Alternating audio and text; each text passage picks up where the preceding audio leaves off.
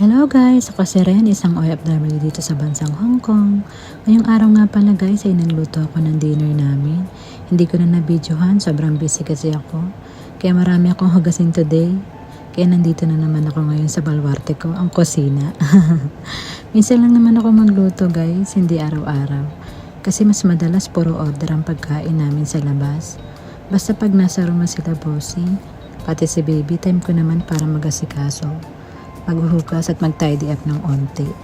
Tinutulungan nga pala ako ng amo kong lalaki sa gabi. Siya ang nagtatapon ng basura. Kasi alam naman niya busy ako sa pagpapainom ng milk sa anak niya. Yung amo ko namang babae, siya naman ang nagliligpit ng mga laruan na ginamit ni baby. At natulong din sa kanyang asawa niya. Di ba ang babait, halatang pinalaki sila ng maayos sa mga magulang nila. Bihira lang talaga yung gantong amo, yung tutulungan ka. Kasi kung sa iba, inaasa talaga nila halos lahat sa mga helpers nila. Basta pag 8:30 na ng gabi, kinukuha ko na sa kanila yung bata para painumin ng gatas. Hindi na nila inaasa sa akin lahat. Alam din naman kasi nilang napapagod ako. Ang hirap din mag-alaga ng baby guys. Hindi biro, nandyan yung totopakin siya. Ayaw uminom ng gatas. Ang dami pang oras yung gagawin para mapaubos yung gatas niya. Minsan nga magkakaroon pa ako ng mini concert. Hindi mo siyang libangin ba? Minsan nga inaabot ako ng 1 hour guys, matapos magpainom. Yung tipong nakastak lang sa bibig niya yung nipple, tapos ayaw sipsipin. Meron ding time na sisipsipin niya pero idudura. Kaya pag no choice na ako, nakuha na ako ng bowl at spoon niya.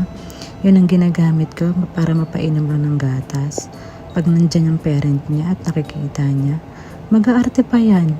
Hay buhay sa ngalan sa lapi, hindi talaga gawin.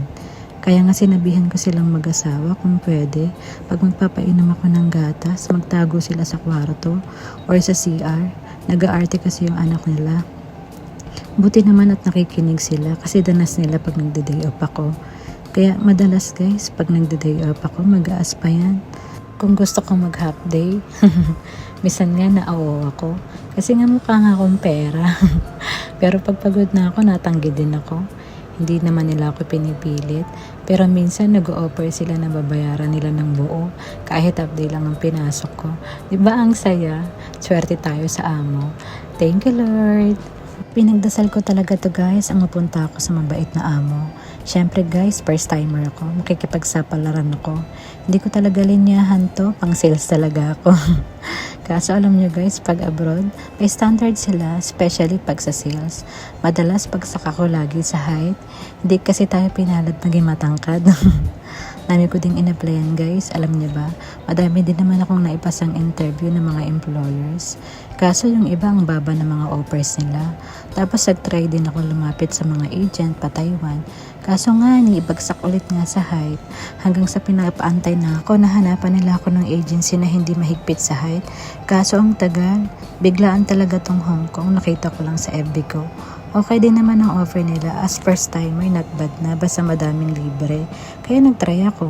Minsan talaga pag biglaan, yung pang natutuloy. Sige na guys, good night. Bye bye guys, thanks for watching.